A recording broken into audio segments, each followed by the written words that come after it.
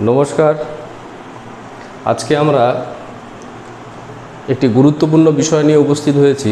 সে বিষয়টি হচ্ছে fabrication, falsification, plagiarism, different approaches of scientific misconduct. আমরা সাধারণভাবে জানি, যদি কোনো গবেষণা উচ্চ মানসম্পন্ন বা উচ্চ গুণসম্পন্ন হয়, তাহলে সেই গবেষণা থেকে লাভ করা যে ফাইন্ডিংসগুলো, রিসার্চ ফাইন্ডিংসগুলো, সেই রিসার্চ ফাইন্ডিংসগুলো সমাজের কাছে অনেক বেশি গুরুত্বপূর্ণ বলে বিবেচিত হয় বা অত্যন্ত ভ্যালুয়েবল বা সিগনিফিক্যান্ট বলে বিবেচিত হয়। তো যাই হোক, যখন কোনো গবেষণার যে ফল বা রিসার্চ ফাইন্ডিংস, সে রিসার্চ ফাইন্ডিংসগুলোকে গ্রহণ করার আগে, প্রয়োগ করার আগে, তাৎপর্যপূর্ণ হিসেবে বিবেচনা করার আগে যদি এরকম কতগুলি প্রশ্ন চলে আসে, সত্যিই তো এটা যথার্থ কি যথার্থ নয়, এটা কি যথার্থ হবে, তো এটা প্রয়োগ করা যাবে, তো এখানে কোনো অবিশ্বাসের জায়গা নেই, তো এখানে কোনো কি বলবো ডাইভার্টেড কনসেপ্ট নেই, তো এখানে ট্রুথকে ডাইভার্ট করা হয়নি, তো এইরকম কতগুলি প্রশ্ন চলে আসে। যদি চলে আসে, তাহলে সেখানে বলা হবে যে সেখানে এমনই কিছু কাজ হয়েছে যে কাজগুলির জন্য এই বিশ্বাসযোগ্যতায় আঘাত হেনেছে বা এই বিশ্বাসযোগ্যতার জায়গাটি বিভিন্নভাবে নষ্ট হয়েছে। তাহলে যদি কোনো গবেষণায় এমন কিছু অপ্রাসঙ্গিক বা অপ্রয়োজনীয় বা এমন কিছু আনএথিক্যাল অ্যাকশন বা আনএথিক্যাল টাস্ক যদি কোনো গবেষক বা কোনো রিসার্চারের দ্বারা সম্পন্ন হয়, এই আনএথিক্যাল কথাটি বলা হচ্ছে এই কারণে যে সাধারণভাবে আমরা জানি, যদি একটি ভালো রেজাল্ট বা একটা রিসার্চ আউটকাম বা ফাইন্ডিংস আমাদের পেতে হয়, তাহলে আমাদেরকে বিভিন্ন যে ডিফাইন্ড বা নির্দিষ্ট যে সমস্ত রুলস এবং রেগুলেশনসগুলো রয়েছে, সেই নিয়মকানুনগুলোকে মেনে আমাদেরকে গবেষণা করতে হয়।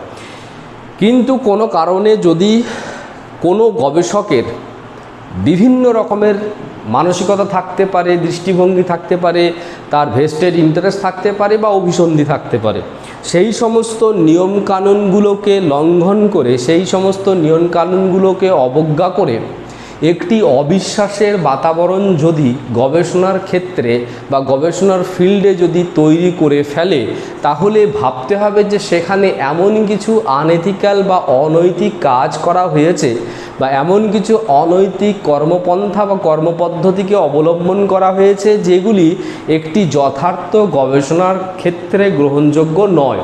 তো এইরকম আজকে আমরা একটা তাৎপর্যপূর্ণ বিষয় নিয়ে চর্চা করব যে রিসার্চ একটা ভ্যালিড রিসার্চ হবে কি হবে না, বা তার রিসার্চের যে ফাইন্ডিংসগুলো সেগুলো রিলায়েবল হবে কি হবে না, সেই ফাইন্ডিংসগুলো ট্রাস্টেবল হবে কি হবে না, হওয়ার ক্ষেত্রে কতগুলি বিশ্বাসযোগ্যতার প্রশ্ন চলে আসে, কতগুলি বিশেষ কর্মপন্থা বা কর্মপদ্ধতির জন্য যেগুলির প্রয়োগ আমরা সাধারণভাবে এক্সিস্টিং রিসার্চের ফিল্ডে কিন্তু আমরা বিশেষভাবে দেখতে পাই।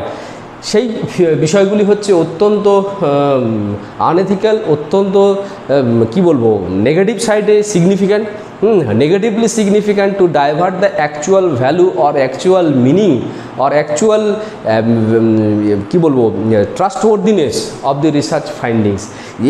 এইভাবে কি হচ্ছে, এইরকমভাবে যখন বিশ্বাসযোগ্যতা গবেষণাকে কেন্দ্র করে বা গবেষণার ফলকে কেন্দ্র করে বিশ্বাসযোগ্যতায় আঘাত হানছে বা আঘাত আসছে, এর ফলে কি হচ্ছে, এর ফলে গবেষণার ক্ষেত্রে মূলত যে সমস্ত রিসার্চারদের মধ্যে একটা ভালো সুসম্পর্ক বর্তমান থাকা উচিত, বা তাদের মধ্যে রিসোর্স এক্সচেঞ্জের ক্ষেত্রে একটা ভালো সুসম্পর্ক থাকা উচিত, সে সম্পর্কের ক্ষেত্রেও কিন্তু তাৎপর্যপূর্ণ সমস্যা দেখা দিচ্ছে। তাই বলা হচ্ছে যে আজকে আমাদেরকে জানতে হবে যে এই যে তিনটি গুরুত্বপূর্ণ মিসকন্ডাক্টের অ্যাপ্রোচ রয়েছে, একটি হচ্ছে ফেব্রিকেশন, দ্বিতীয়টি হচ্ছে ফলসিফিকেশন এবং তৃতীয়টি হচ্ছে প্লাগিয়ারিজম। এই তিনটি গুরুত্বপূর্ণ যে অ্যাপ্রোচ রয়েছে, সেই অ্যাপ্রোচগুলি সম্পর্কে আজকে আমরা টেকনিক্যালি জানবো এবং বোঝার চেষ্টা করব যে এই অ্যাপ্রোচের মাধ্যমে যদি কোনো গবেষক কোনো রকমের গবেষণা কাজকে সম্পন্ন করেন বা সম্পাদন করেন, তাহলে সেক্ষেত্রে কিন্তু কি হবে, গবেষণায় লব্ধ যে ফল, সে গবেষণা লব্ধ ফলের কিন্তু গুরুত্ব বা তাৎপর্য কিন্তু সম্পূর্ণভাবে নষ্ট হবে। তাহলে যাই হোক, আজকে শুরু করা যাক। একটি একটি করে আমরা পরপর আলোচনা করব। প্রথমেই আলোচনা করতে হয় যে হোয়াট ইজ ফেব্রিকেশন। আমরা প্রথমেই আলোচনা করব what is fabrication. What is fabrication, এই হোয়াট ইজ ফেব্রিকেশন আলোচনা করার পূর্বে প্রথমেই আমরা দেখে নেব যে এটার অ্যাকচুয়াল বা সাধারণ অর্থ কী রয়েছে। সাধারণ অর্থ বলতে সাধারণভাবে বোঝাচ্ছে যে কোনো একটা, ধরা যাক এরকম একটা গবেষণা রয়েছে, এক্সপি বলে একটা গবেষণা রয়েছে, ঠিক আছে। এই গবেষণার জন্য দেখা গেল যে পরিমাণ ডেটা বা যে পরিমাণ লজিক্যাল প্ল্যাটফর্ম বা লজিক্যাল প্যাটার্নের প্রয়োজনীয়তা রয়েছে, আমি ধরলাম লজিক্যাল প্যাটার্ন বা logical platform LP1, LP2, logical platform number 2, logical platform number 3 এরকম দরকার রয়েছে।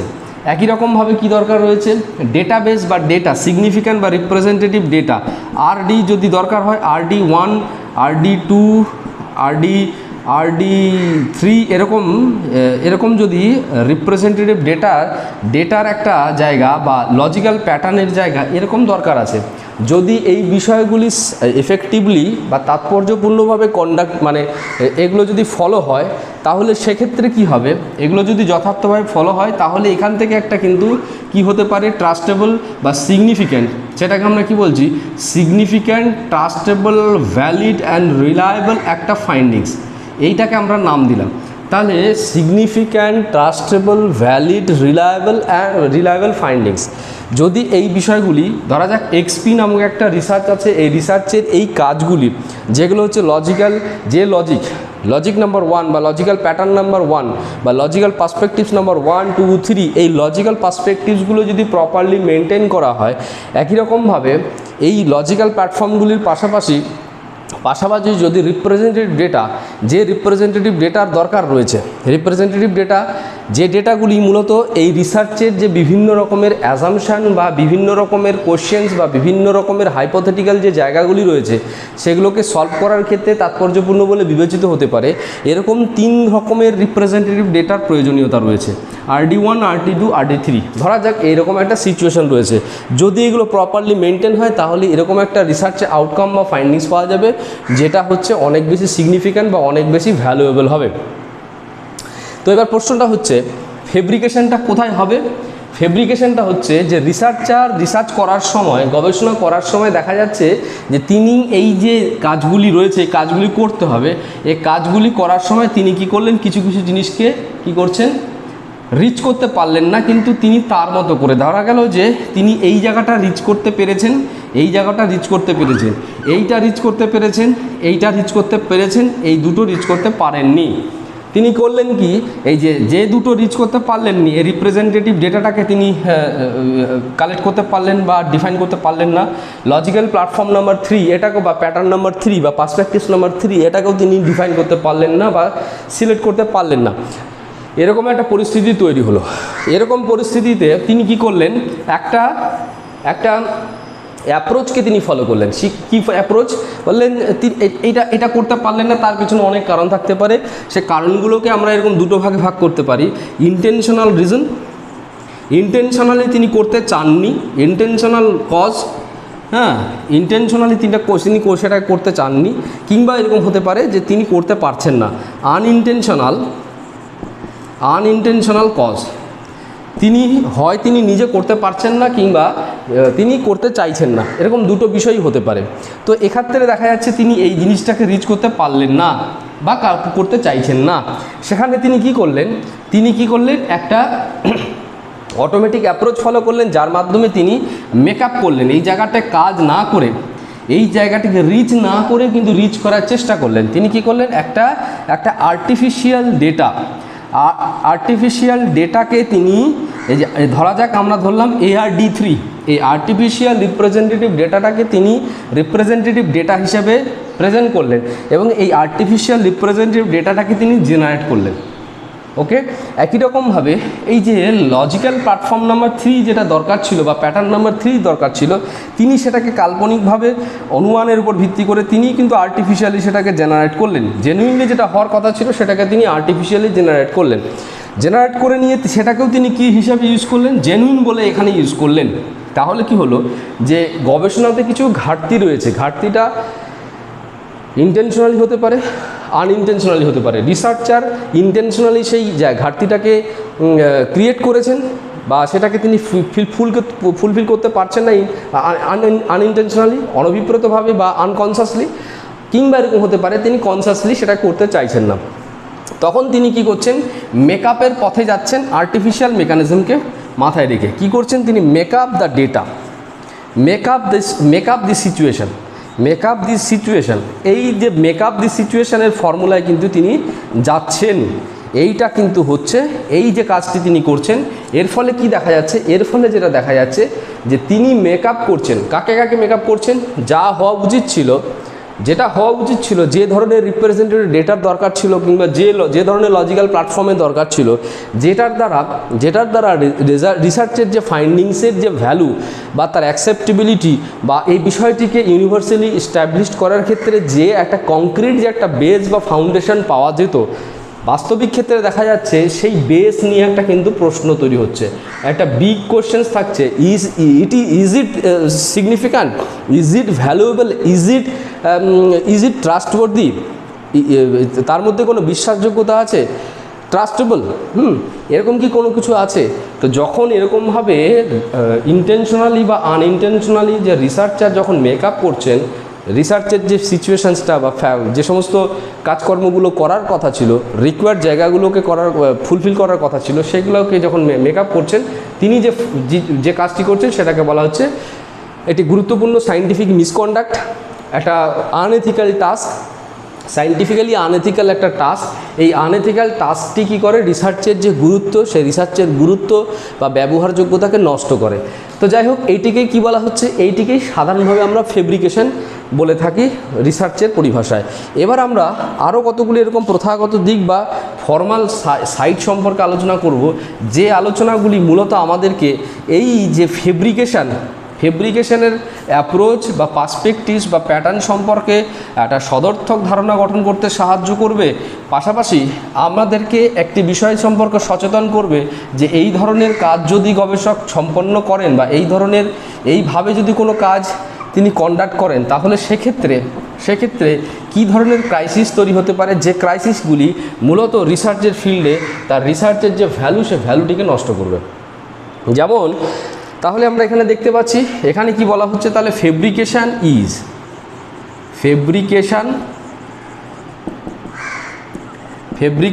ইজ কি বলা হচ্ছে? ফেব্রিকেশন সম্পর্কে বলা হচ্ছে নাম্বার ওয়ান বলা হচ্ছে an unethical approach to make up, an unethical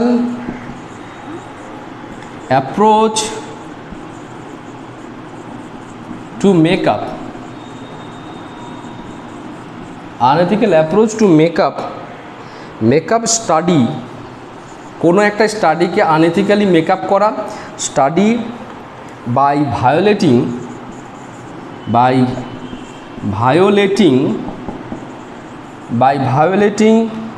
ethical norms of the ethical norms, violating ethical norms। এই যে জায়গাটা 2 নম্বর বলা যেতে পারে, যেটি অলরেডি আমরা আলোচনা করেছি। আরও বলা যেতে পারে এরকমভাবে যে এ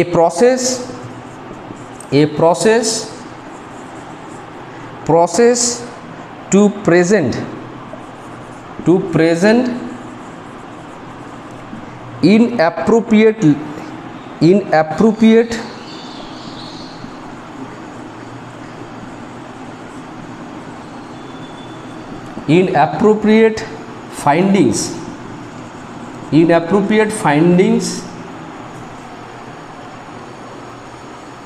inappropriate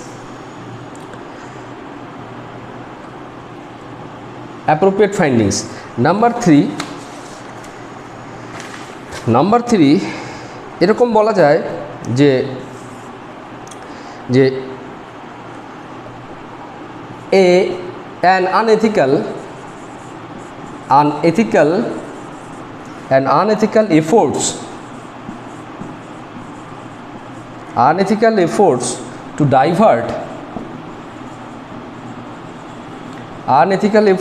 divert logical platform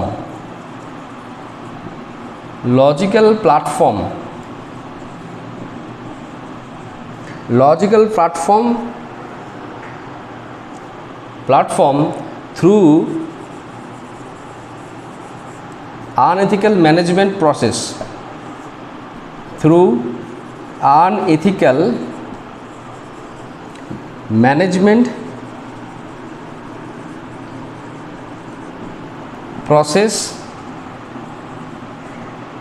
of research.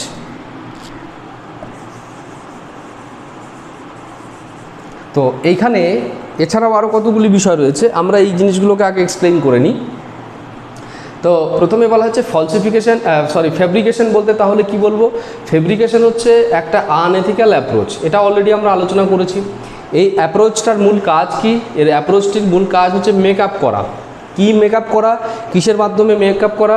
বলা হচ্ছে ভায়োলেট করে। কি ভায়োলেট করে? এথিক্যালস যে নর্মসগুলো আছে সেই এথিক্যাল নর্মসগুলোকে ভায়োলেট করে রিসার্চের কাজকে কি করা? একটা মেকআপ করা, যেখানে যেখানে যা ঘাটতি রয়েছে, যেখানে যেখানে গ্যাপ রয়েছে সেগুলোকে ফিল করা, তার নিজের মতো করে, নিজের ডিজায়ারেবিলিটির উপর ভিত্তি করে, রিকোয়ারমেন্টের উপর ভিত্তি করে সে রিসার্চার যদি করে থাকেন তাহলে সেটা হচ্ছে ফেব্রিকেশন। এখানে যেমন আমরা সহজ করে বলতে পারি যে এরকম কতগুলি রিসার্চের ক্ষেত্রে যেমন এথিক্যাল প্ল্যাটফর্ম রয়েছে, এথিক্যাল প্ল্যাটফর্ম বা এথিক্যাল জায়গা রয়েছে। কীরকম?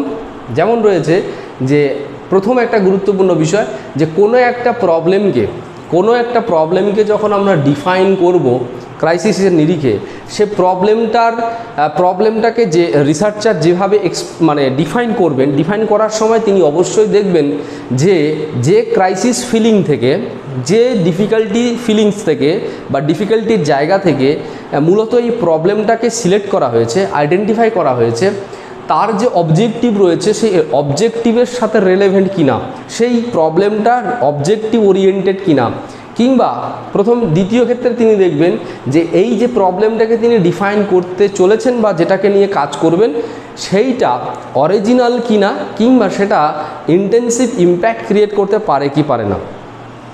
এই যেমন বিষয়গুলি থাকবে, এই বিষয়গুলি বা এই কাজগুলি বা এই টাস্কগুলি করার সময় গবেষকের যেটা করা প্রয়োজন বা উচিত, সে উচিত কি? যেটা উচিত বলছি মানে সেটা এথিক্যাল একটা রেসপন্সিবিলিটি ফর এ রিসার্চার, যে অ্যাপ্রোপ্রিয়েট আর perfect reviewing the related literature. Appropriate and perfect রিভিউটা করা খুবই দরকার। যদি আমরা অ্যাপ্রোপ্রিয়েট বা পারফেক্ট রিভিউ রিলেটেড লিটারেচারে যদি না করা যায়, তাহলে রিসার্চার কি করবে? রিসার্চার কিন্তু তার মতো করে কিছু না কিছু কনসেপ্টের জায়গাতে তিনি কিন্তু কি করবেন?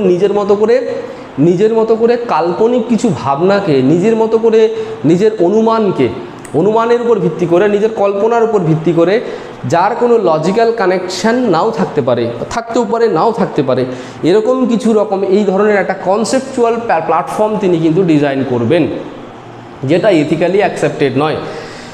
কোনো প্রবলেমকে ডিফাইন করার সময় সেটা যেন লজিক্যালি অ্যাপ্লিকেবল হয়, অ্যাপ্রোপ্রিয়েট হয়, লজিক্যালি অ্যাকসেপ্টেবল হয়, তার জন্য each and every researcher should to focus on the appropriate and perfect reviewing the related লিটারেচারকে কিন্তু পারফেক্টলি রিভিউ করতে হবে। সেটা রিভিউ করার মধ্য দিয়ে কিন্তু কী হবে? একটা লজিক্যাল সাপোর্ট, এক্সিস্টিং রিসার্চের যে সেক্টরটা রয়েছে, এক্সিস্টিং যে রিসার্চের কনসেপ্ট বা নলেজগুলি রয়েছে তার পরিপ্রেক্ষিতে কিন্তু একটা সাপোর্ট, লজিক্যাল সাপোর্ট কিন্তু রিসার্চার গেইন করতে পারবেন। এই লজিক্যাল সাপোর্ট ছাড়া রিসার্চারের যে বক্তব্যগুলি থাকবে বা ভাবনাগুলি থাকবে কিংবা ওয়ে ফর অ্যাকশান থাকবে, সেগুলো কিন্তু তার গ্রহণযোগ্যতা বা তার তাৎপর্যের জায়গাটা কিন্তু লুজ করবে। এই কাজটি কিন্তু একটি এথিক্যাল টাস্ক। কোনটা এথিক্যাল টাস্ক? যে each and every researcher should exercise the perfect and appropriate reviewing approach. এটা কিন্তু একটা এথিক্যাল টাস্ক। আমি এবার উদাহরণের তাগিদে বা আলোচনার জন্য আমি বলছি যে যদি কোনো রিসার্চার এই প্রবলেমটাকে, এরকম রিসার্চে অনেক কাজ রয়েছে যেগুলোকে আমাদেরকে এথিক্যালি করা উচিত, করা প্রয়োজন, করা আবশ্যক, সেই জায়গাগুলোকে রিসার্চার কী করছেন, ইগনোর করছেন, কাজ করছেন না। কি করলেন, প্রথম তিনি একটা আনএথিক্যাল কাজ করতে পারেন, ফেব্রিকেশনের একটা জায়গা তিনি করতে পারেন। যেমন তিনি প্রবলেমটাকে ডিফাইন করার সময় তিনি পারফেক্টলি রিভিউ করলেন না, পারফেক্টলি নলেজগুলোকে বা লজিক্যাল প্ল্যাটফর্মগুলোকে লোকেট করলেন না। তিনি তার মতো করে কল্পনার উপর ভিত্তি করে, তিনি তার অনুমানের উপর ভিত্তি করে তিনি কি করলেন, একটা গবেষণার ক্ষেত্র তৈরি করলেন, যেটা অধিকাংশ কখনো কখনো দেখা যায় সেটা কমপ্লিটলি ইররিলেভেন্ট কিংবা বেসলেস, আবার কখনো কখনো এটা হতে পারে যে না যথার্থ রয়েছে।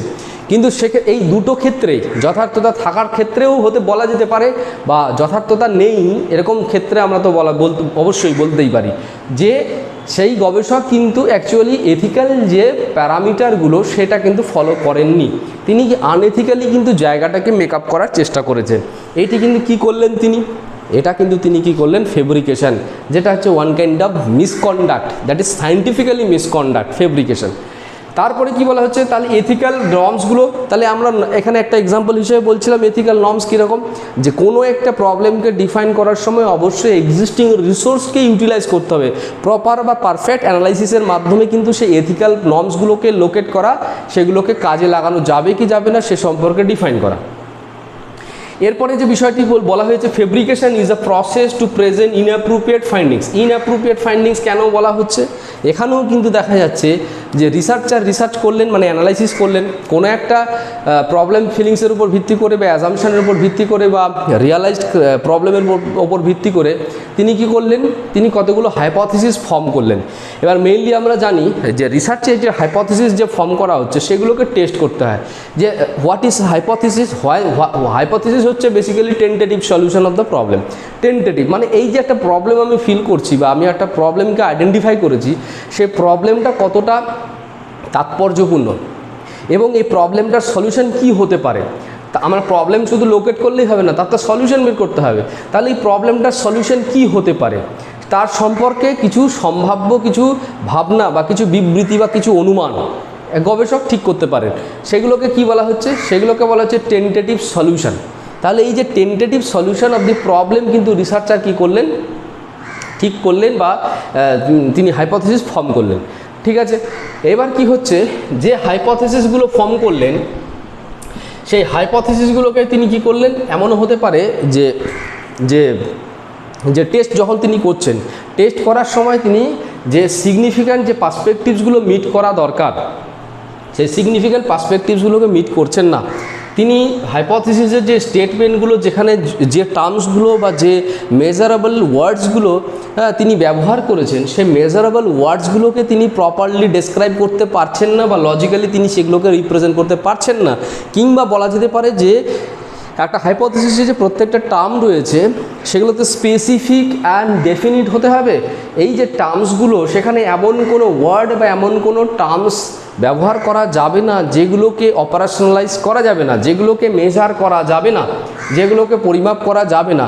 এই ধরনের যে ওয়ার্ডস বা এই ধরনের যে বক্তব্য বা এই ধরনের যে স্টেটমেন্ট, সেইগুলোকে যদি কোনোভাবে হাইপোথিসিসের মধ্যে রাখা হয় তাহলে ক্ষেত্রে কি হবে, সেই হাইপোথিসিস অ্যাকসেপ্টেড হোক বা সেই হাইপোথিসিস রিজেক্ট হোক, যেটাই হোক না কেন, সেক্ষেত্রে কিন্তু সেই পার্টিকুলার হাইপোথিসিস কিন্তু ইররিলেভেন্ট অর ইনসিগনিফিক্যান্ট প্রমাণিত হবে।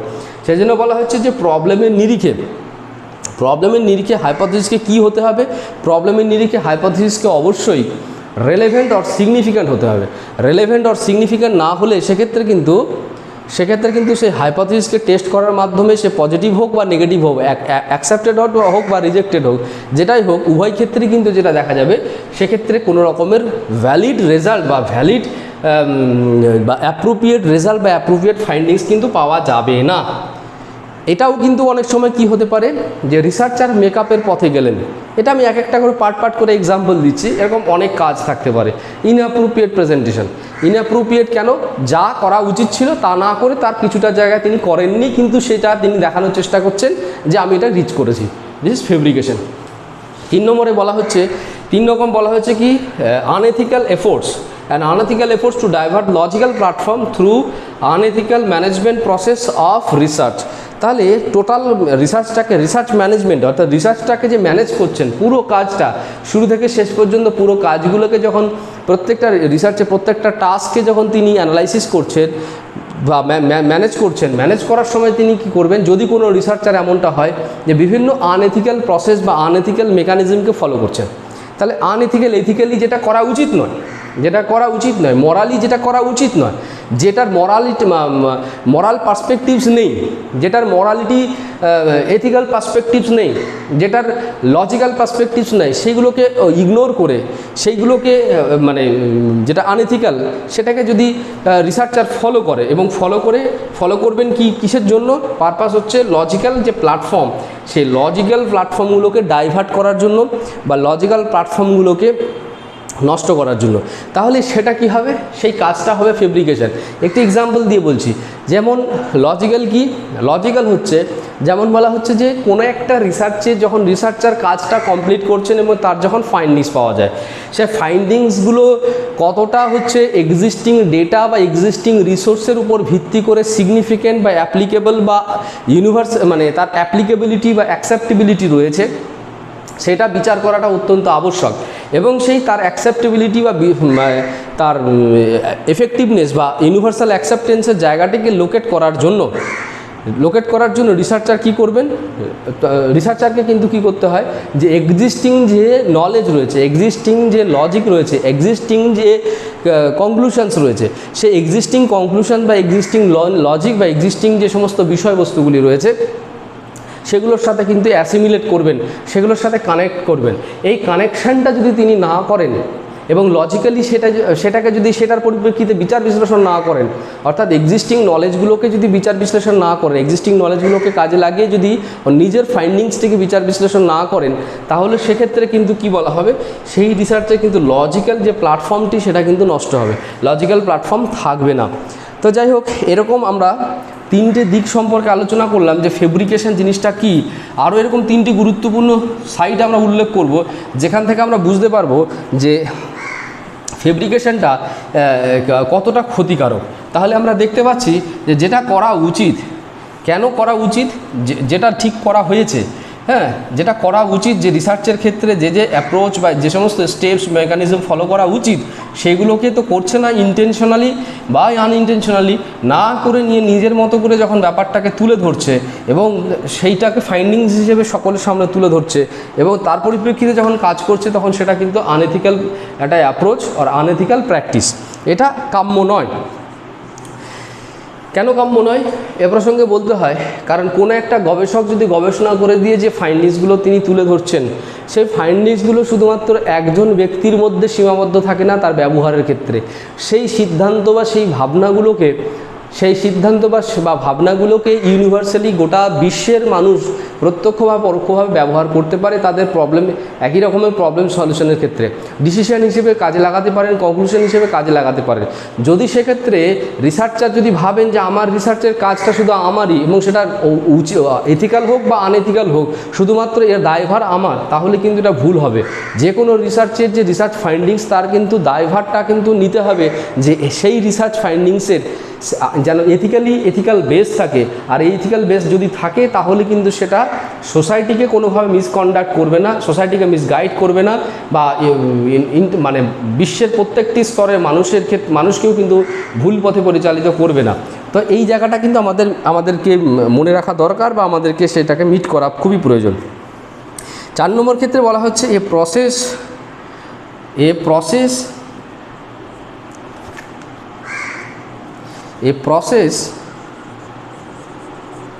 to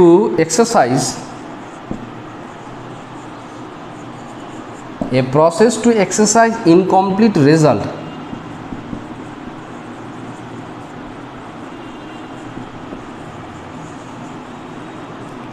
incomplete result। 5 নম্বর দিক হিসেবে বলা যেতে পারে, যেমন এখানে বলা হচ্ছে এ non-desirable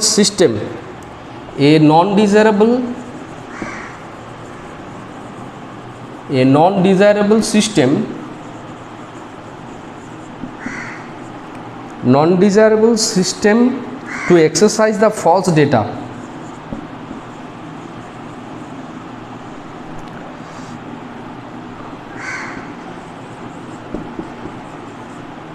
exercise the false data.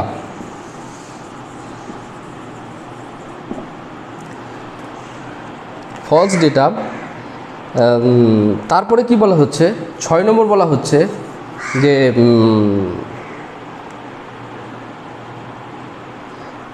an unethical presentation, unethical exploration, unethical exploration of cause and effect relationship, cause and effect relationship,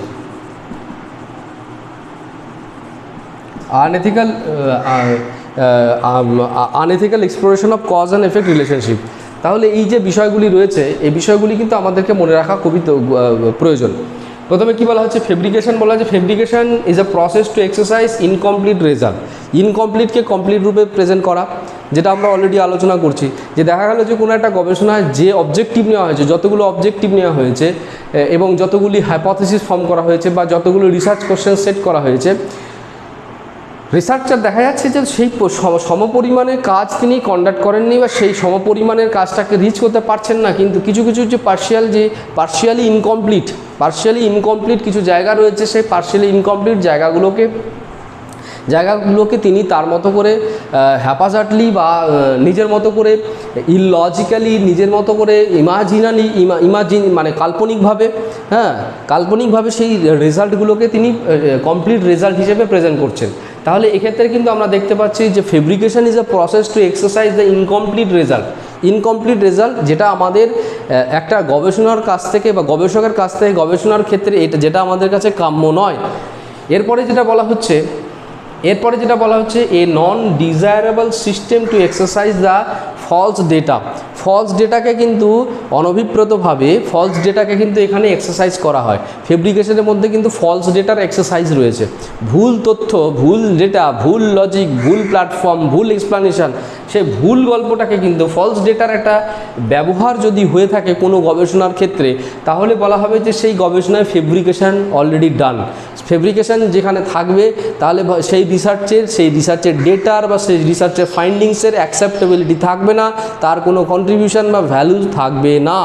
তো যদি আমাদের রিসার্চ ফাইন্ডিংসটাকে যদি ভ্যালুয়েবল করতে হয় বা রিসার্চের ডেটাগুলোকে অ্যাকসেপ্টেবল করতে হয়, এথিক্যালি অ্যাকসেপ্টেবল করতে হয়, তাহলে each and every researcher should focus to avoid the exercise of fabrication. This is to be এটাকে ভালোভাবে কিন্তু আমাদেরকে মনে রাখা খুব প্রয়োজন। এরপরে বলা হয়েছে an unethical exploration of cause and effect relationship. Fabrication এক্সারসাইজিংয়ের মাধ্যমে বা ফেব্রিকেশনের দ্বারা যেটা হয় সেটা হচ্ছে যে প্রকৃত কজ অ্যান্ড এফেক্টের যে সম্পর্কটা, সেই কজ অ্যান্ড এফেক্টের প্রকৃত সম্পর্কটা, জেনুইন অর রিয়াল যে relationship between cause and effect relationship based on a specific or defined problem. কোনো একটা ডিফাইন্ড প্রবলেমের নিরিখে, একটা ডিফাইন্ড প্রবলেমের পরিপ্রেক্ষিতে যে ধরনের কজ অ্যান্ড এফেক্ট রিলেশনশিপ থাকাটা দরকার, যে তাৎপর্যপূর্ণ কার্যকারণ সম্পর্কটা থাকা দরকার, কজ অ্যান্ড এফেক্ট রিলেশনশিপটা থাকা দরকার, সেই কজ অ্যান্ড এফেক্ট রিলেশনশিপটা যদি নেগেটিভ ওয়েতে এক্সপ্লোর করা হয় তাহলে সেক্ষেত্রে কিন্তু তার কোনো বেস বা তার ফাউন্ডেশন বা তার কিন্তু অ্যাকসেপ্টেবিলিটি বা তার গ্রহণযোগ্যতা কিন্তু থাকে না। এখানে কিন্তু দেখা যাচ্ছে যে আনএথিক্যালি কিন্তু এক্সপ্লোর করা হয়, আনএথিক্যালি প্রেজেন্ট করা হয়। রিসার্চে এক্সপ্লোরেশনে মানে ফেব্রিকেশনের প্র্যাকটিসের মধ্যে দেখা যাচ্ছে যে unethical exploration, cause and effect রিলেশনশিপটাকে কিন্তু আনএথিক্যালি এক্সপ্লোর করা হচ্ছে, তুলে ধরা হচ্ছে, প্রেজেন্ট করা হচ্ছে, যেটা কোনোভাবেই কাঙ্ক্ষিত বা বাঞ্ছিত নয়। তো যাই হোক, আমরা এতক্ষণ ধরে ফেব্রিকেশনের বিষয়টি সম্পর্কে আলোচনা করলাম, যেটি কোনো গবেষণাতেই কাম্য বা কাম্য নয়। যদি কোনো গবেষণাতে এই ধরনের এক্সারসাইজ গবেষক করে থাকেন তাহলে সেক্ষেত্রে সেই গবেষক বা সেই গবেষণা সোসাইটিকে কিন্তু একটা অ্যাপ্রোপ্রিয়েট বা এফেক্টিভ আউটকাম বা একটা ডিরেকশন বা ডিসিশন কিন্তু দিতে পারবে না। ফলস্বরূপ কী হবে? ফলস্বরূপ সেই ডেটা বা সেই যে রেজাল্ট বা সেই ফাইন্ডিংসগুলো সেগুলো সোসাইটিকে বা ব্যক্তিকে বিভিন্নভাবে যেমন ডাইভার্ট করবে এবং রিসোর্সের মিস ইউজের ক্ষেত্রেও কিন্তু বিশেষভাবে প্রভাবিত করবে। এই ব্যাপারটা কিন্তু আমাদেরকে মনে রাখা দরকার। এবার আমরা যেটা আলোচনা করব সেটা হচ্ছে ফলসিফিকেশন। ফলসিফিকেশনটা সম্পর্কে আমাদের আলোচনা করব। এই ফলসিফিকেশনে হচ্ছে আরেকটা গুরুত্বপূর্ণ misconduct. What is falsification?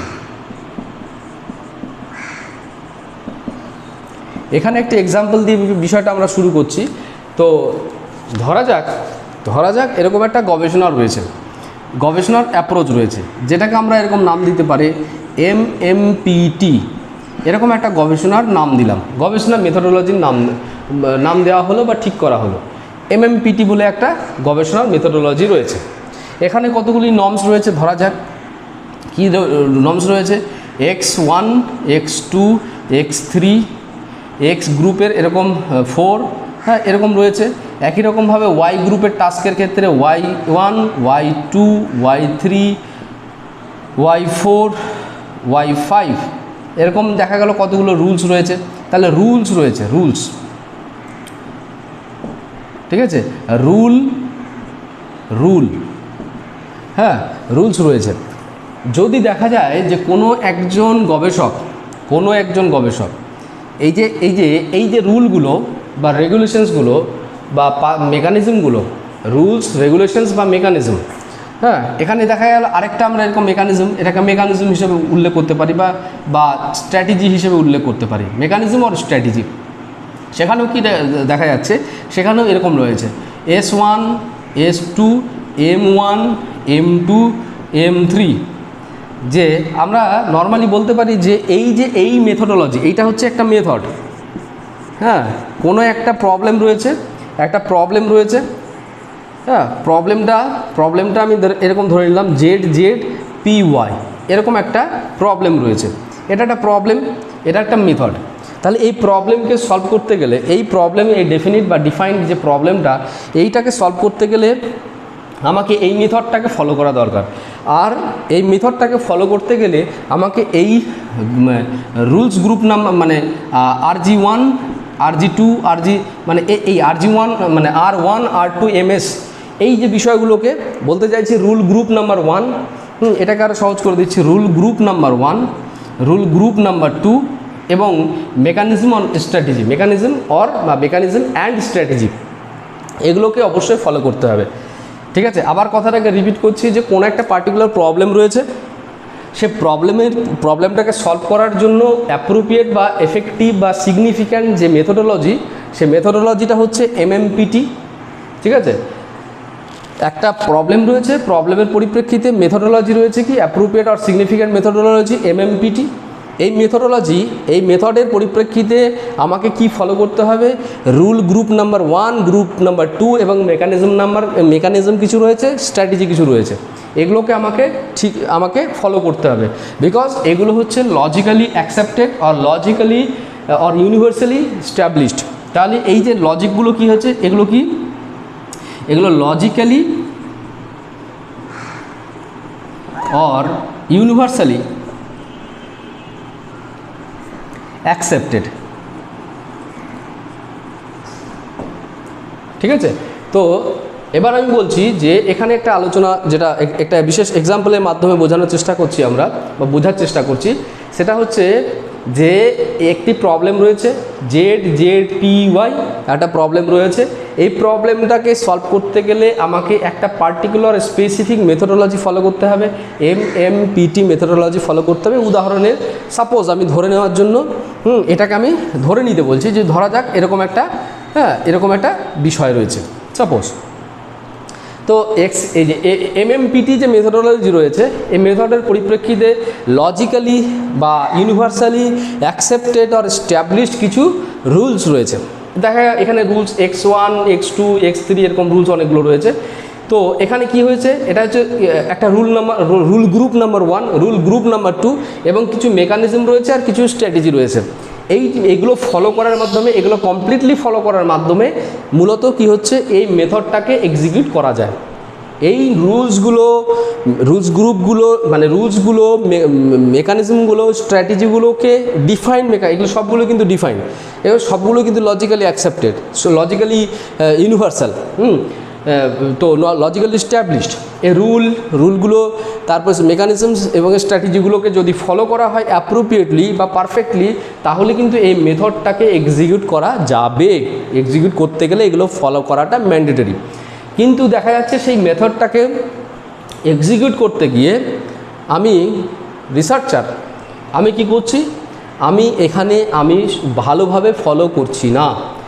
x1 রয়েছে, x2 রয়েছে, আমি দুরকম কাজ করতে পারি, যে আমি ইনকমপ্লিট রুল ফলো করছি কিংবা রুলটা ফলোই করছি না। ইনকমপ্লিট রুল ফলো করছি, ইনকমপ্লিট রুল মানে কেমন হতে পারে, 4টে নিয়ম আছে, আমি 2টো নিয়ম ফলো করছি, 2টো নিয়ম ফলো করছি এই গ্রুপ থেকে আমি 2টো নিয়ম ফলো করছি, বাকিগুলো করছি না। এখানে স্ট্র্যাটেজি থেকে আমি একটা ফলো করছি, মেকানিজম থেকে আমি একটা ফলো করছি, বাকিগুলো করছি না। তাহলে আমি এখানে কথাটা কি বললাম, রুলসকে যদি আমি ইনকমপ্লিট ওয়েতে, কথাটা হচ্ছে ইনকমপ্লিট ফলো, আমি ইনকমপ্লিট ওয়েতে যখন ফলো করছি, ঠিক আছে, 1 নম্বর হতে পারে ইনকমপ্লিট। আরেকটা হচ্ছে ইগনোরিং, আমি কি করছি, ইগনোর করছি। ও ঠিক আছে, যে যা আছে আমি তা করলাম না, আমি আমার মতো করে সেগুলোকে বানিয়ে করে ফেললাম। তো যা নিয়ম রয়েছে সেটাকে আমাকে মেনটেন করতে হবে, সেগুলোকে ফলো করতে হবে। আর নিয়মকে আমি কি করছি, নিয়মকে আমি ইগনোর করছি কিংবা ইনকমপ্লিট করছি কিংবা সেগুলোকে ডাইভার্ট করে দিচ্ছি, নিয়মগুলোকে নিজের মতো করে সুইটেবল করে নিচ্ছি, ডাইভার্ট করে, চেঞ্জ করে। হ্যাঁ, ইললজিক্যাল ডাইভারশন।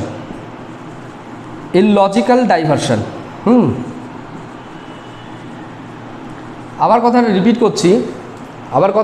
করছি যে কোনো একটি প্রবলেমের নিরিখে সে প্রবলেমকে সলভ করতে গেলে অবশ্যই একটা ডেফিনিট বা ডিফাইন একটা মেথোডোলজি ফলো করতে হয়। সেই মেথোডোলজিতে যা রুলস, রেগুলেশন, মেকানিজম, সিস্টেমস থাকে সেগুলো লজিক্যালি ডিফাইন থাকে, লজিক্যালি অ্যাকসেপ্টেড হয়, ইউনিভার্সালি এস্টাবলিশড হয়।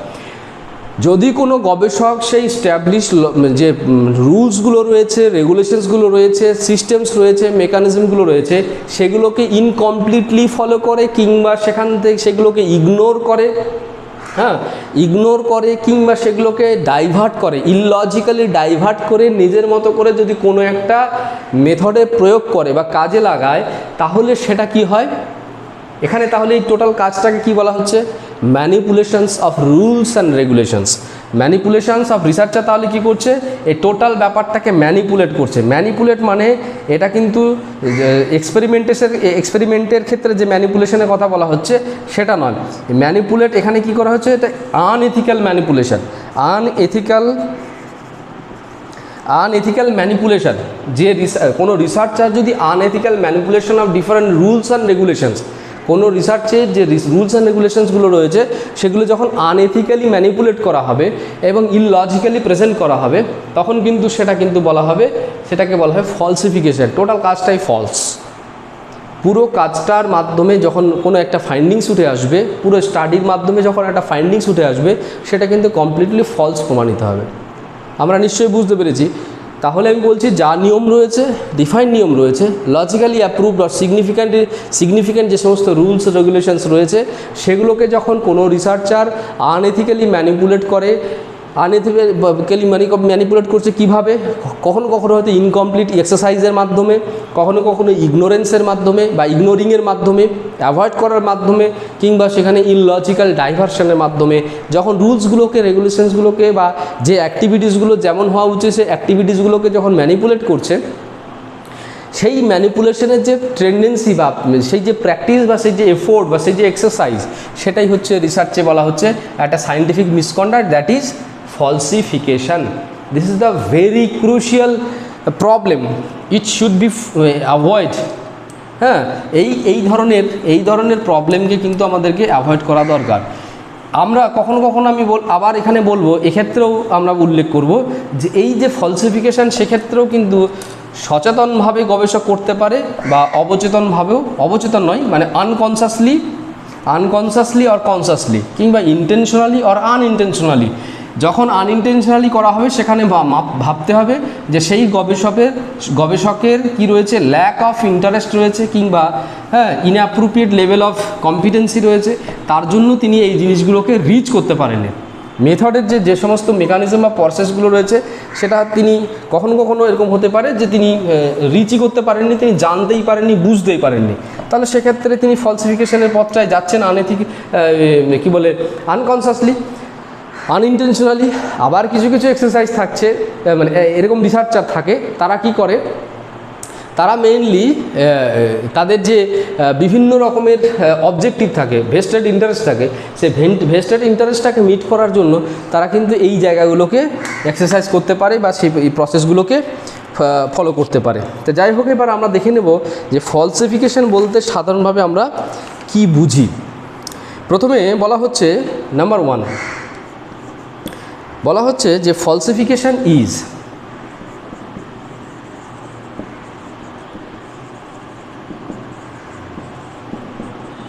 নাম্বার 1 কি বলা হচ্ছে, ফলসিফিকেশনটা কি বলা হচ্ছে, এ process to misconduct, A process to misconduct in research,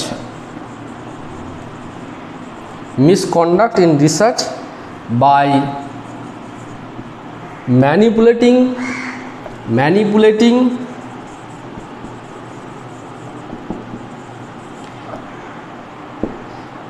essential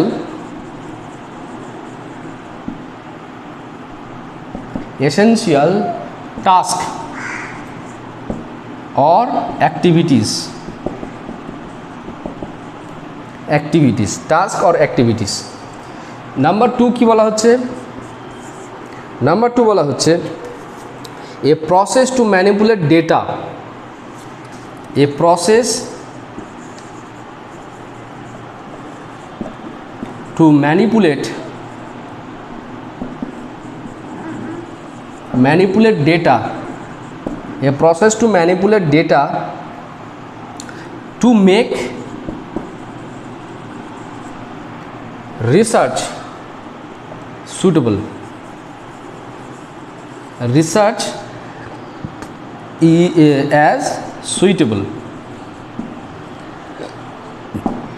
number 3 কি বলা হচ্ছে, নাম্বার 3 তে বলা হচ্ছে যে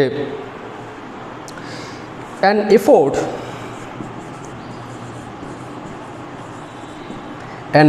to exercise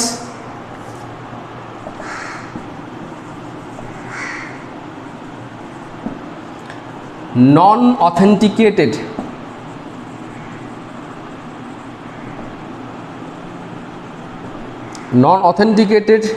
data or logic,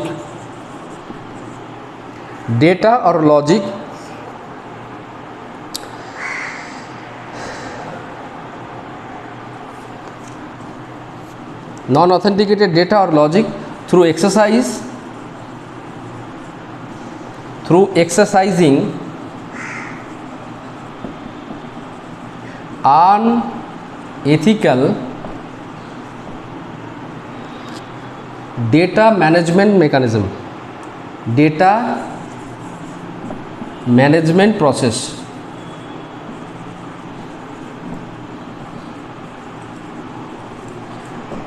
তো যাই হোক, এই হচ্ছে বিষয়টি, যে এখানে কি বলা হচ্ছে, এরকম আরও কতগুলি রয়েছে বিষয় যেগুলি সম্পর্কে আমরা আলোচনা করব। তা এখানে দেখা যাচ্ছে কি ফলসিফিকেশনে কি বলা হচ্ছে, এখানে প্রথমে বলা হচ্ছে falsification is a process to misconduct in research by manipulating the essential task or activities. কোনো একটা গবেষণায় বা কোনো একটা স্টাডিতে যে সমস্ত টাস্ক বা যে অ্যাক্টিভিটিসগুলো অত্যন্ত এসেনশিয়াল, সিগনিফিক্যান্টলি এসেনশিয়াল, সেই এসেনশিয়াল টাস্কগুলোকে বা অ্যাক্টিভিটিসগুলোকে যখন কোনো গবেষক ম্যানিপুলেট করার মাধ্যমে, ইললজিক্যালি ম্যানিপুলেট করার মাধ্যমে সে টাস্কটাকে কন্ডাক্ট করছে বা সেই টাস্ক বা অ্যাক্টিভিটিগুলোকে কন্ডাক্ট করছে বা পারফর্ম করছে, সেক্ষেত্রে কিন্তু এই যে প্র্যাকটিসটা, সেই প্র্যাকটিসটা হচ্ছে falsification. It is a scientific misconduct which is not ethically acceptable or accepted to represent the valuable or authentic data or findings. তো এখানে বলা হচ্ছে এসেনশিয়াল কাজগুলো কি কি রয়েছে। আমরা সাধারণভাবে একটি রিসার্চের যে সমস্ত কাজগুলি রয়েছে সেগুলো প্রত্যেকটি কিন্তু লজিক্যালি বিশেষ প্রত্যেকটি হচ্ছে রুলস বা রেগুলেশনসের উপর ভিত্তি করে ডিফাইন করা থাকে, রুলস অ্যান্ড রেগুলেশনসের উপরে মেনশন করা থাকে বা স্পেসিফাই করা থাকে।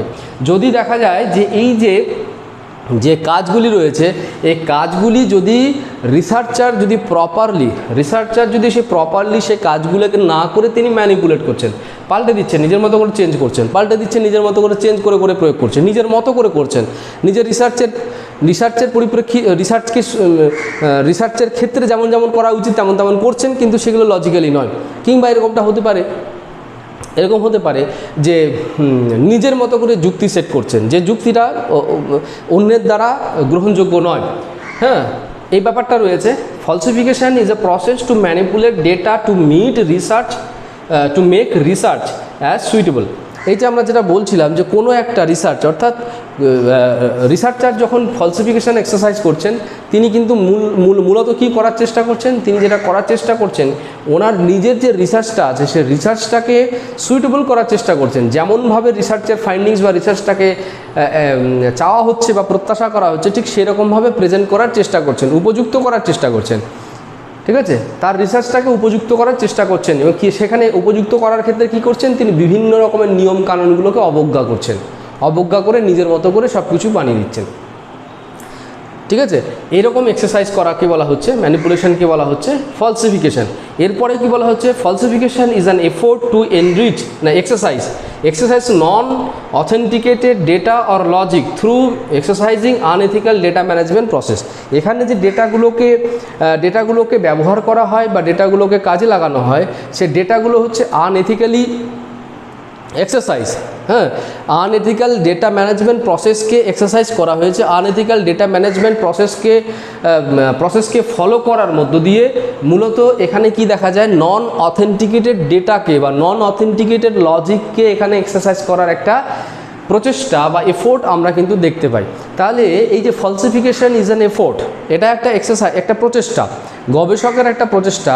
যে গবেষকের প্রচেষ্টা মূলত কি হচ্ছে, মূলত হচ্ছে যে আনএথিক্যাল ডেটা ম্যানেজমেন্ট প্রসেসকে মেনটেন করার মাধ্যমে বা সেগুলোকে ফলো করার মাধ্যমে মেইনলি কি হচ্ছে, যে এই যে ডেটাগুলো অথেন্টিকেটেড হওয়া উচিত ছিল, যে ডেটাগুলো লজিক্যালি অথেন্টিকেটেড হওয়া উচিত ছিল, যে ডেটাগুলি অ্যাকচুয়ালি রুলস অ্যান্ড রেগুলেশনসের দ্বারা অথেন্টিকেটেড হওয়া উচিত ছিল, সেই সমস্ত ডেটাগুলোকে অথেন্টিকেটেড না করে, সেই সমস্ত লজিকগুলিকে অথেন্টিকেটেড না করে যখন এক্সারসাইজ করছেন বা সেগুলোকে ব্যবহার করছেন এবং তার পরিপ্রেক্ষিতে রিসার্চের সিদ্ধান্তে পৌঁছাচ্ছেন, তখন সেটা কিন্তু falsification. It is not required also, এটাও কিন্তু কাম্য নয়। এরপরে আমরা আরও দেখে নেব যে ফলসিফিকেশান সম্পর্কে আমরা আরও কোন দিকগুলিকে এক্সপ্লেন করতে পারি, যেগুলি আমাদেরকে জানা অত্যন্ত আবশ্যক বা যেগুলি সম্পর্কে আমাদের বিশ্লেষণ করা অত্যন্ত আবশ্যক। আমাদের যে সমস্ত রিসার্চার যারা গবেষণার কাজে যুক্ত রয়েছেন বা যারা গবেষণার কাজে যুক্ত হতে চান, আপনারা অবশ্যই মনে রাখবেন বা আপনাদের অবশ্যই মনে রাখা উচিত যে এই ধরনের প্রবলেমগুলো সচেতনভাবে হোক বা অসচেতনভাবে হোক, কনসাসলি হোক বা আনকনসাসলি হোক, বা ইন্টেনশনালি হোক বা আনইনটেনশনালি হোক, সেই জায়গাগুলোকে কিন্তু অ্যাভয়েড করা অত্যন্ত আবশ্যক একটি সমৃদ্ধ সমাজ নির্মাণের জন্য।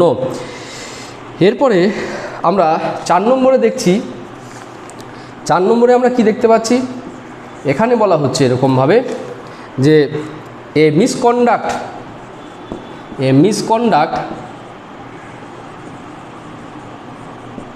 misconduct, falsification is a misconduct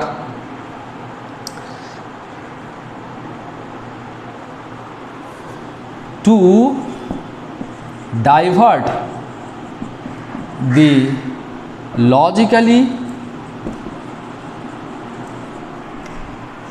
specify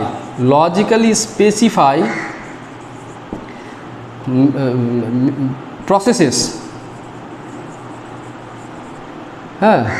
based on defined research design. Number 5 এখানে বলা হচ্ছে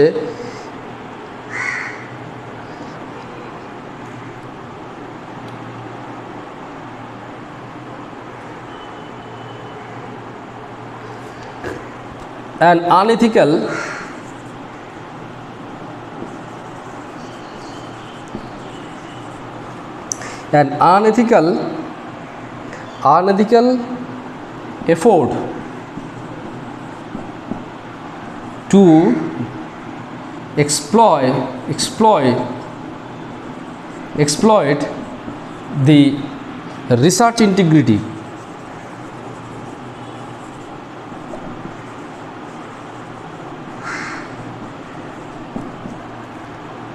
Research integrity through manipulating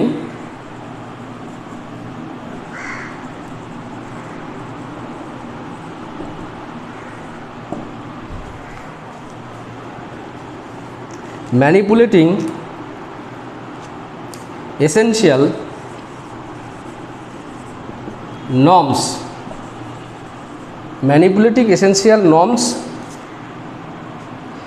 এই হলো বিষয়। তাহলে ফলসিফিকেশন এখানে কি বলা হচ্ছে?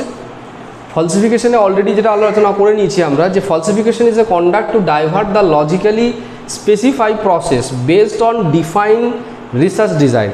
যে নির্দিষ্ট রিসার্চ ডিজাইন, আমরা জানি যে প্রত্যেকটি রিসার্চ ডিজাইনে যতগুলি রিসার্চ ডিজাইন রয়েছে, প্রত্যেকটি রিসার্চ ডিজাইন ডিফাইন্ড আর স্পেসিফিক রিসার্চ ডিজাইনের ক্ষেত্রে স্পেসিফিক রুলস অ্যান্ড রেগুলেশনস থাকে। সেই রুলস অ্যান্ড রেগুলেশনসগুলোকে ইগনোর করার মাধ্যমে বা ডাইভার্ট করার মাধ্যমে যদি কোনো রিসার্চার বা যদি কোনো গবেষক গবেষণার কাজগুলোকে সম্পন্ন করেন বা সম্পাদন করার চেষ্টা করেন, তাহলে সেক্ষেত্রে এটিও কিন্তু এক রকমের মিসকন্ডাক্ট, যেটা কাম্য নয়। তাহলে falsification is a misconduct to divert the logically specify the process or mechanism or strategies or syntax based on a specific design. প্রত্যেকটা ডিজাইনের যে সিনট্যাক্স রয়েছে, সে সিনট্যাক্স বা প্রসেসগুলোকে ডাইভার্ট করার, সেগুলোকে ইগনোর করার একটা বিশেষ প্রকারের মিসকন্ডাক্ট হচ্ছে ফলসিফিকেশন। এরপরে দেখা যাচ্ছে লাস্টলি আমরা বলতে পারি যে এখানে কি হয়, এখানে যেটা হচ্ছে রিসার্চ ইন্টিগ্রিটিকে কিন্তু নষ্ট করা হচ্ছে, রিসার্চের জায়গাটিকে, রিসার্চ ইকোসিস্টেমকে নষ্ট করা হচ্ছে, রিসার্চ ইন্টিগ্রিটিকে নষ্ট করা হচ্ছে বা সেখানে এক্সপ্লয়েট করা হচ্ছে, রিসার্চ ইকোসিস্টেমকে নষ্ট করা হচ্ছে। কিসের উপর ভিত্তি করে?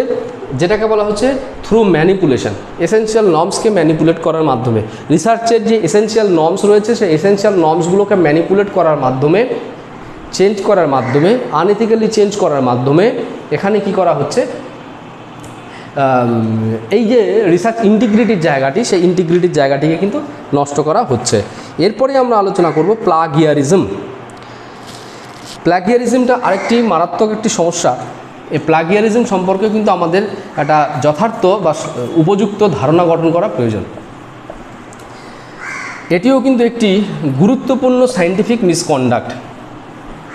এই মিসকন্ডাক্টের বিষয়টি সমগ্র বিশ্বে যদি আমরা পুঙ্খানুপুঙ্খভাবে যদি চর্চা করি বা অনুশীলন করি, মানব সভ্যতার বহমানতা বা প্রগতির সাথে সাথে এই প্লাগিয়ারিজমের যে প্রচেষ্টা, এই প্রচেষ্টা কিন্তু ক্রমান্বয়ে বৃদ্ধি পেয়েছে এবং বিভিন্ন জায়গায় বিভিন্ন রূপে এর কিন্তু প্রভাব আমরা লক্ষ্য করতে পারি, আমরা দেখতে পারি। তাহলে প্রথমে আজকে আমরা এরপরে আমরা আলোচনা করব যেটা গুরুত্বপূর্ণ একটা অ্যাপ্রোচ, সায়েন্টিফিক মিসকন্ডাক্টের একটি অ্যাপ্রোচ, সেটি হচ্ছে প্লাগিয়ারিজম। প্লাগিয়ারিজম কি সেটা সম্পর্কে এবার আমরা আলোচনা করব। What is plagiarism? What is plagiarism, এটা আমাদেরকে এবার বুঝে নিতে হবে। তো সহজ করে একটা এক্সাম্পল দিই বা বোঝার চেষ্টা করি। সেটা হচ্ছে এরকম যে প্লাগিয়ারিজম একটা প্রসেস, প্লাগিয়ারিজম একটা এক্সারসাইজ, এটা একটা আনএথিক্যাল এক্সারসাইজ আর আনএথিক্যাল প্রসেস। যে আনএথিক্যাল এক্সারসাইজ বা আনএথিক্যাল প্রসেসটি মূলত কি করে, রিসার্চ যে ইন্টিগ্রিটি, বা আমি এখানে সহজ করে বলতে চাই যে intellectual property right, intellectual property right বা সংক্ষেপে আমরা যেটাকে বলতে পারি আইপিআর, এই আইপিআরটাকে নষ্ট করে নাম্বার 1। নাম্বার 2 কী করে, একটা ইন্টিগ্রিটি, যেটা রিসার্চ ইন্টিগ্রিটি বা গবেষণার ক্ষেত্রে যে একটা বিশ্বাসযোগ্যতা, হ্যাঁ, কনফিডেন্সের জায়গা, সেটাকে নষ্ট করে। রিসার্চ ইন্টিগ্রিটি, সেই ইন্টিগ্রিটিটাকে নষ্ট করে। আর কি করতে সাহায্য করে, রিসার্চ ইকোসিস্টেমটাকে নষ্ট করে। রিসার্চ ইকোসিস্টেমটাকে নষ্ট করে, হ্যাঁ, এই তিনটে জিনিসকে নষ্ট করে। কি করে, ইন্টেলেকচুয়াল প্রপার্টি রাইটকে এক্সপ্লয়েট করে। ইন্টেলেকচুয়াল প্রপার্টি রাইট ব্যাপারটা কি, আমি একজন গবেষক, আমি যখন গবেষণা কাজটি, কোনো একটি গবেষণা কাজ সম্পন্ন করছি বা সম্পাদন করছি, কাজটি করার সময় আমি প্রচুর অর্থ খরচ করতে পারি বা বিভিন্ন গবেষণা দেখা যায় সেখানে অর্থ খরচের একটা ব্যাপার রয়েছে, সময়কে ইউটিলাইজ করার একটা ব্যাপার রয়েছে, একটা বড় সময় ধরে একটা লম্বা সময়কে কাজে লাগিয়ে দীর্ঘদিন ধরে কাজ করার মাধ্যমে বা স্টাডি করার মাধ্যমে আমি কিছু একটা সত্য বা কিছু একটা রিসোর্স বা কিছু একটা ফাইন্ডিংস আমি ডেভেলপ করেছি বা ফাইন্ডিংস আমি সবার সামনে তুলে ধরেছি বা প্রেজেন্ট করেছি। সেই ফাইন্ডিংসটা প্রেজেন্ট করার সময় আমি কি করব, আমি অবশ্যই সেটাকে কি করব, আমি আমার নাম দিয়ে বা যে প্রতিষ্ঠানের আন্ডারে কাজ করাচ্ছি সে প্রতিষ্ঠানের নাম দিয়ে সেটাকে আমাকে রেজিস্ট্রেশন করতে হয়। সেটা কপিরাইট অ্যাক্ট অনুসারে সেটাকে রেজিস্ট্রেশন করতে হয়। বিভিন্ন রকমভাবে অ্যাক্ট হতে পারে, লিটারেচারের ফিল্ডে কপিরাইট অ্যাক্ট হিসেবে হতে পারে, কখনো কখনো সেটাকে পেটেন্ট বলা যেতে পারে, কখনো কখনো ট্রেড লাইসেন্স বলা যেতে পারে। এরকম বিভিন্ন রকম নামকরণ রয়েছে যার মাধ্যমে কি করা হয়, যেগুলোকে রেজিস্ট্রেশন করতে হয়। তো এই যে রেজিস্ট্রেশনটা করা হয়, এই রেজিস্ট্রেশন করার সময়, রেজিস্ট্রেশন করার মূলত গবেষকের যে অধিকার, যে ইন্টেলেকচুয়াল প্রপার্টিটা এগেনস্টে তার যে একটা ক্লেম থাকে, সে ক্লেমটাকে বলা হচ্ছে গবেষকের রাইট। এই গবেষকের যে রাইটটা রয়েছে, গবেষকের যে অধিকারটি রয়েছে, সে অধিকারটিকে রক্ষণাবেক্ষণ করার জন্য সমগ্র বিশ্বের ইন্টারন্যাশনাল ল অ্যান্ড অর্ডার রয়েছে। তৎসত্ত্বেও আমরা দেখেছি যে যত সভ্যতা প্রগতির দিকে এগোচ্ছে, সভ্যতার বহমানতা দেখতে পাচ্ছি, প্রত্যেকটি ক্ষেত্রে আমরা দেখতে পাচ্ছি যে এই ইন্টেলেকচুয়াল প্রপার্টির রাইট বিভিন্নভাবে নষ্ট হচ্ছে, বিভিন্নভাবে ইন্টেলেকচুয়াল প্রপার্টির রাইট এক্সপ্লয়েট হচ্ছে, গবেষকদের অধিকার ক্ষুণ্ণ হচ্ছে, ইনভেস্টিগেটরদের অধিকার ক্ষুণ্ণ হচ্ছে। তাহলে যে প্রক্রিয়ার মাধ্যমে এই জিনিসগুলো নষ্ট হচ্ছে বা ক্ষুণ্ণ হচ্ছে, সে প্রক্রিয়াটি হচ্ছে প্লাগিয়ারিজম। যখনই গবেষকদের অন্য কোনো গবেষকের তার যে রিসার্চ ফাইন্ডিংস বা তাদের যে নিজস্ব নতুন অভিনব ধারণা, তাদের যে ভাবনা, তাদের যে আবিষ্কার, তাদের যে রিসার্চ ফাইন্ডিংস, সেগুলোকে তারা নিজেদের মতো করে অন্য ব্যক্তির বা অন্য কোনো গবেষকের রিসার্চ ফাইন্ডিংসগুলোকে দ্বিতীয় কোনো ব্যক্তি নিজের বলে চালিয়ে দিচ্ছে, নিজের বলে কাজে লাগাচ্ছে এবং অন্য রিসার্চারের অধিকারকে এক্সপ্লয়েট করছে, তখন সেই এক্সারসাইজকে বলা হচ্ছে plagiarism.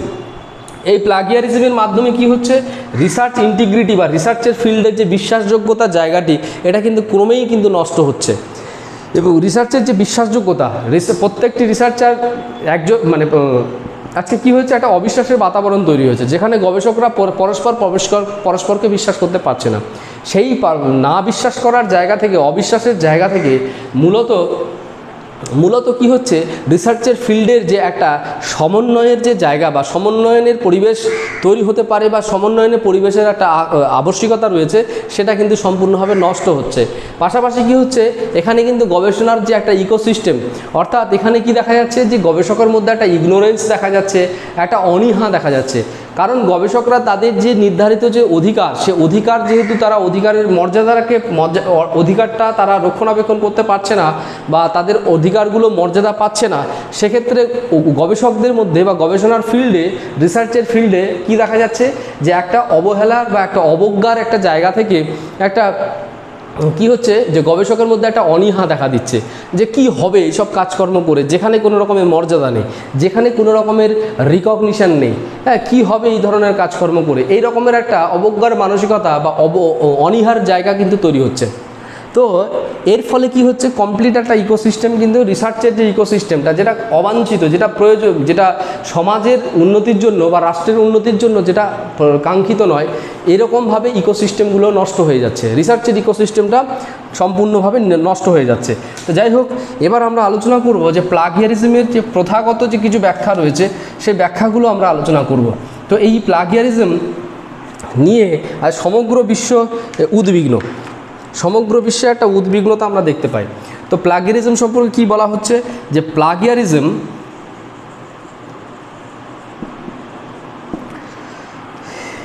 is an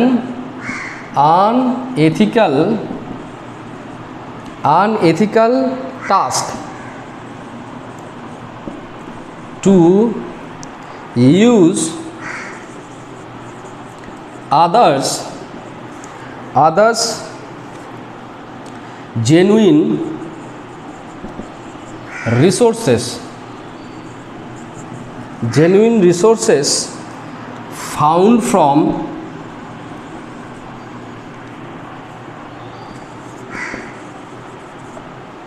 their research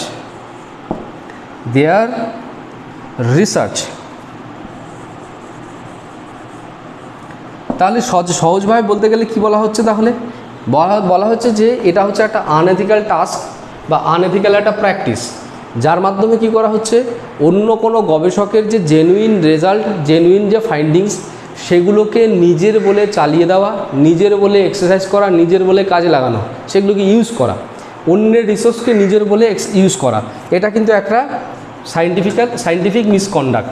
এরপরে কি বলা হচ্ছে প্লাগিয়ারিজম সম্পর্কে, আর কি বলা হচ্ছে, এই প্লাগিয়ারিজমের একটা আরও ফর্মাল যে জায়গাটি, সে ফর্মাল জায়গাটি হচ্ছে এরকম যে plagiarism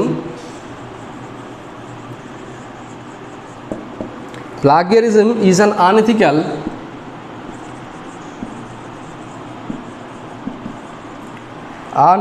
efforts or task to exploit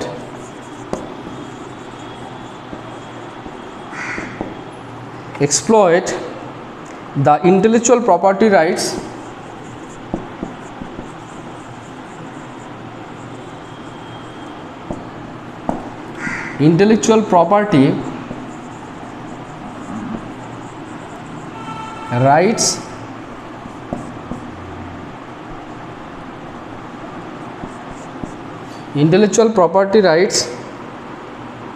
of researcher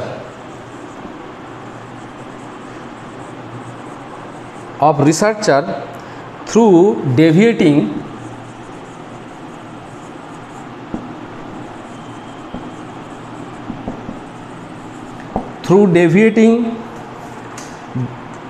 the level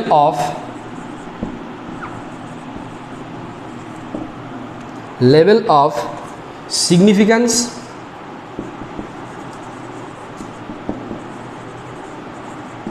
accountability,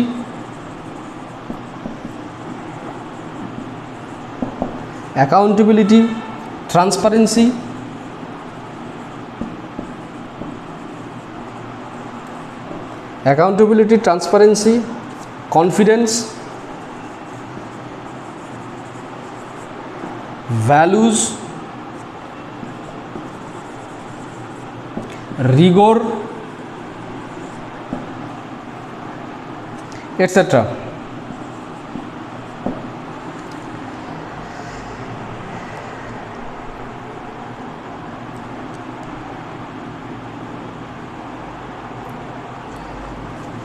It is an effort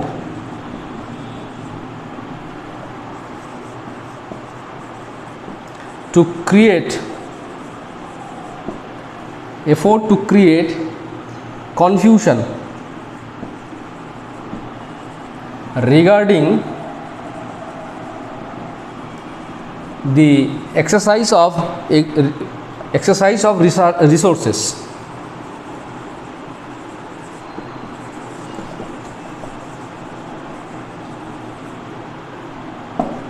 তাহলে এই যে বিষয়টি প্লাগিয়ারিজম সম্পর্কে, তাহলে কি বলা হচ্ছে, প্লাগিয়ারিজম সম্পর্কে বলা হচ্ছে এরকম, plagiarism is an unethical effort, একটা unethical effort or task to exploit the intellectual property right of researcher. অন্য কোনো গবেষকের বা কোনো গবেষকের যে ইন্টেলেকচুয়াল প্রপার্টি রাইট রয়েছে সেটাকে শোষণ করা, সেটাকে অপচয় করা, সেটাকে মিসইউজ করার একটা গুরুত্বপূর্ণ একটা মানে একটি আনএথিক্যাল অ্যাপ্রোচ, আনএথিক্যাল টাস্ক। এখানে যে এই কাজটা করা হচ্ছে, এই কাজটা করার মধ্য দিয়ে প্র্যাকটিক্যালি কি করা হচ্ছে, একটি গবেষণার কতগুলো দিককে কিন্তু নষ্ট করা হচ্ছে। কি কি নষ্ট করা হচ্ছে? সেই রিসোর্সের যে সিগনিফিক্যান্স থাকে, সেই সিগনিফিক্যান্সের মাত্রাটি সম্পূর্ণভাবে ডেভিয়েট হয়ে থাকে। তারপরে একই রকমভাবে সেই রিসোর্সের যে অ্যাকাউন্টেবিলিটির লেভেল রয়েছে, অ্যাকাউন্টেবিলিটির লেভেলটাকে ডাইভার্ট করা হয় বা ডেভিয়েট করা হয়। একই রকমভাবে তার ট্রান্সপারেন্সি, তার ভ্যালুস, তার রিগর, কনফিডেন্স, হ্যাঁ, যে রিসোর্সটাকে এক্সারসাইজ করা হচ্ছে, প্রত্যেকটা রিসোর্সের পেছনে একটা কনফিডেন্স বিলং করে, কনফিডেন্ট একটা ফাউন্ডেশন থাকে। সে কনফিডেন্ট ফাউন্ডেশনটাকে নষ্ট করার ক্ষেত্রে প্লাগিয়ারিজমের একটা আনএথিক্যাল একটা ভূমিকা কিন্তু আমরা দেখতে পাচ্ছি। একই রকমভাবে যে রিগোর কথাটি এখানে বলা হয়েছে, যে প্রত্যেকটা গবেষণার মধ্যে যে একটি উচ্চ পর্যায়ে বা একটি এক্সপেক্টেড লেভেলের যে কোয়ালিটি এক্সারসাইজের একটা টেন্ডেন্সি বা রিকোয়ারমেন্ট আমরা দেখতে পাই, যে প্রত্যেকটি গবেষণায় কি দরকার হচ্ছে একটা বিষয়, সেটা হচ্ছে যে কোয়ালিটিকে মেনটেন করা, কোয়ালিটিকে এক্সারসাইজ করা। যে সমস্ত অ্যাক্টিভিটি বা টাস্ক রয়েছে, সে প্রত্যেকটি অ্যাক্টিভিটি বা টাস্ককে কোয়ালিটেটিভ ওয়েতে মানে কোয়ালিটি প্যারাডাইম অনুসারে প্রত্যেকটাকে ভালোভাবে লজিক্যালি এক্সারসাইজ করা, সেগুলোকে ফলো করা।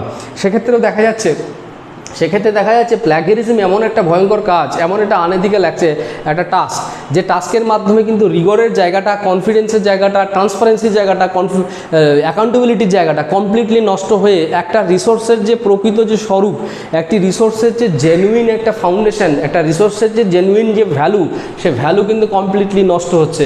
লাস্টলি আরেকটা জিনিস বলা হয়েছে, সেটা কি হচ্ছে, যে এই যে প্লাগিয়ারিজমের এক্সারসাইজ, এই প্লাগিয়ারিজমের এক্সারসাইজের মধ্য দিয়ে মূলত সমাজের কাছে একটা বিশেষ রকমের একটা কনফিউশন কিন্তু তৈরি হওয়ার সম্ভাবনা এবং প্রবণতা আমরা স্পষ্টভাবে দেখতে পাই। গবেষণার এই আনএথিক্যাল প্র্যাকটিসের মধ্য দিয়ে বা আনএথিক্যাল এক্সারসাইজের মধ্য দিয়ে একটা কনফিউশন জেনারেট হয়, যে কনফিউশন মেইনলি রিসার্চের ফিল্ডে রিসার্চারদের কাছে, সোসাইটির কাছে একটা মিসগাইডিং বা মিসগাইডেন্সের একটা জায়গা কিন্তু তৈরি করে। ফলে কিন্তু সোসাইটির ইমপ্রুভমেন্টটা বা তার যে প্রগ্রেসের যে রেট, সেটা কিন্তু কমপ্লিটলি নষ্ট হয়। তো এইটি কিন্তু আমাদেরকে মনে রাখতে হবে যে প্লাগিয়ারিজম একটা মারাত্মক একটা সমস্যা, এটি জটিলতম সমস্যা। এক্ষেত্রে কি হচ্ছে, এই সমস্যা সমাধানের জন্য বা এটাকে নিবারণের জন্য জাতীয় স্তরে ভারতবর্ষেও যেমন আইন রয়েছে, একই রকমভাবে আন্তর্জাতিক ক্ষেত্রেও কিন্তু আইন রয়েছে। তৎসত্ত্বেও এইটির কিন্তু প্রবণতা আমরা দেখতে পাচ্ছি যে বর্তমানে যথেষ্টই বেশি, এই এক্সারসাইজিংয়ের প্রবণতা যথেষ্টই বেশি। এখানে কিন্তু বিভিন্ন রকমের চক্রান্ত বা বিভিন্ন রকমের ফন্দি ফিকিরের প্রয়োগ কিন্তু আমরা দেখতে পাই। তো আরও কতগুলি এরকম জিনিস রয়েছে যেগুলোকে আমরা টেকনিক্যালি আমরা বলতে পারি যে প্লাগিয়ারিজম জিনিসটা কি। প্লাগিয়ারিজম সম্পর্কে বলা হবে কি বলা হয়, number 1, plagiarism is a tendency to violate research ethics, a tendency to violate research, গবেষণার যে এথিক্স রয়েছে সেই এথিক্সকে ভায়োলেট করার একটা টেন্ডেন্সি। নাম্বার 2, এটা কি, এটা হচ্ছে unethical task to exploit the research integrity, unethical task to spoil the research integrity, গবেষণার ক্ষেত্রে যে একটা কনফিডেন্ট বা একটা সমন্বয়ের যে জায়গা, সেই সমন্বয়ের জায়গাটা কমপ্লিটলি নষ্ট করতে সাহায্য করে বা নষ্ট করে থাকে। নাম্বার 3, প্লাগিয়ারিজম হচ্ছে a negative approach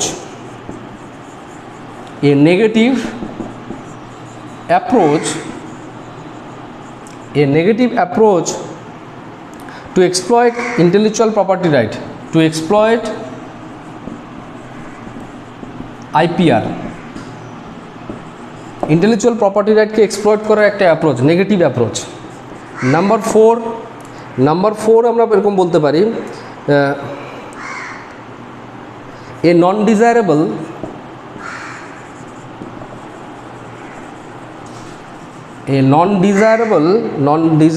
task, a non-desirable action to create a mindset to misconduct, বা a mindset of create a mindset of dishonesty.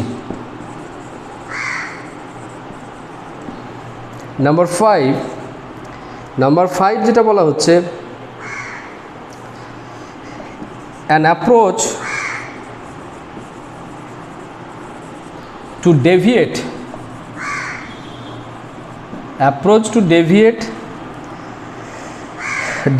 research values,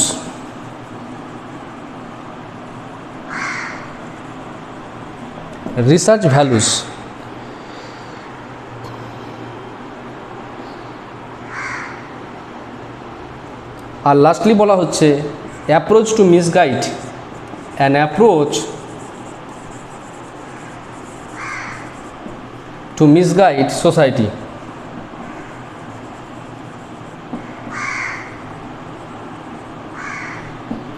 এই হচ্ছে কয়েকটা টেকনিক্যাল জায়গা। এবার আমরা আলোচনা করে নেব সংক্ষেপে যে এই প্লাগিয়ারিজম হচ্ছে এমন একটা এফোর্ট বা এমন একটা প্রসেস যার মাধ্যমে প্র্যাকটিক্যালি কী হচ্ছে আমরা বলতে পারছি বা বুঝতে পারছি যে ইন্টেলেকচুয়াল প্রপার্টি রাইটগুলোকে নেগেটিভলি মিসইউজ হচ্ছে। এখানে নাম্বার ওয়ান কী বলা হচ্ছে, ভায়োলেট দ্য রিসার্চ এথিক্স। রিসার্চের যে একটা মরাল জায়গা বা একটা এথিক্যাল প্ল্যাটফর্ম বা এথিক্যাল জায়গা রয়েছে, সেই এথিক্যাল জায়গা বা রিসার্চের যে এথিক্যাল জায়গাটাকে কমপ্লিটলি ভায়োলেট করা হচ্ছে। এখানে যে গবেষকের যে অধিকারকে রক্ষণাবেক্ষণ করা অত্যন্ত আবশ্যক। গবেষণার মূল্য বা রিসার্চের ভ্যালুটাকে এস্টাবলিশ করার জন্য